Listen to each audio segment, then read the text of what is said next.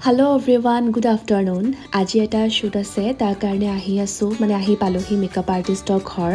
আচলতে আমাৰ সকলোৰে মৰমৰ super talented makeup artist Surajit Bora তেখেতে মোক মেকআপ কৰা ষ্টাৰ্ট কৰিলে আৰু তেখেতৰ তিনিগৰাকী ষ্টুডেণ্ট আছে যাক তেওঁ ক্লাছ কৰাই আছে মেকআপৰ আৰু লগ পাই বহুত ভাল লাগিল তেওঁলোক বহুত ছাপৰ্টিভ আজি এটা খুব ধুনীয়া অসমীয়া কইনা জোৰোণৰ লুক এটা মোক দিছে তেওঁ আৰু মোৰ ভাল লাগিছে পাৰ্চনেলি আপোনালোকৰ কেনেকুৱা লাগিছে এটা কমেণ্ট কৰি নিশ্চয় জনাব মেকআপ শ্বুটটো কমপ্লিট কৰাৰ পাছত